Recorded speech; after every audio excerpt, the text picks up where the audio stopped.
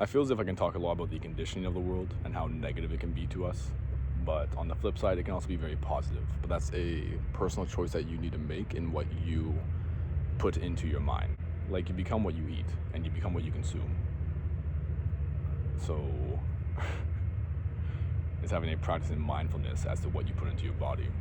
I used to play a lot of video games, but in the past 2-3 years I've stopped because I was really able to recognize how detrimental it was to my mind, because it created such a normalization of violence, and especially because video games and the video games that get pushed to us as consumers are rooted in violent white men, male supremacy, and a lot of disgusting factors that video games perpetuate and normalize.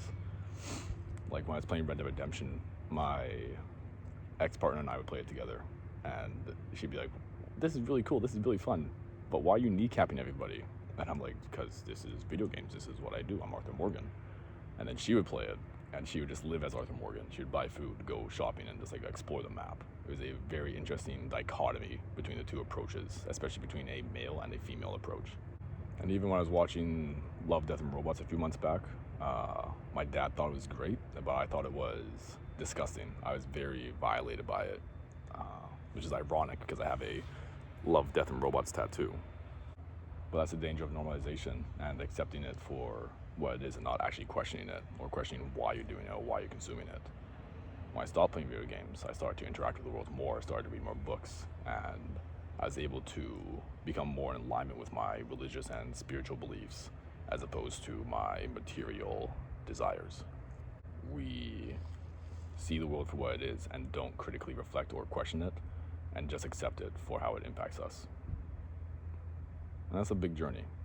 And for me, it was reading books and consuming stuff that I wasn't regularly consuming, especially stuff from other positionalities, and trying to have a deeper understanding of the wider world around me, because everybody is in here together. We all have our own individualized stories and we all impact each other's stories. I want to reflect on how I impact others and actively strive to be of more benevolent interactions, which is not a perfect journey. We are in this messy, chaotic world that is actively destroying itself, and that is represented in who we are, because there's a lot of addiction, there's a lot of apathy. But I think if we can recognize how we interact with the world in any given moment, we can recognize how we can change it at any moment. And that is a slow process. Like every single day, we're just planting seeds, and those seeds will grow over time. So I think just keep trying. One day we are going to die, but we do what we do in this very moment. I think by trying to understand yourself and understand other people, we can help all of us lead a more benevolent life. Because a lot of the suppression that we put onto other people is just there to control us. And we think that we are the masters of it, but really we are just its puppets. I'm thinking of like religious control, societal control, white supremacy, and male dominance. Which those are all just fucking binaries that we're just told to uphold. Like, you learn about these cultures that have myriads of gender identities, or maybe not even a gender identity at all. It's just a recognition that, yeah, some people have this genitalia, some people have this genitalia, but the actual representation of who you are is up to you, not who I think you should be in society and how I think you should be serving me and serving everyone else around you.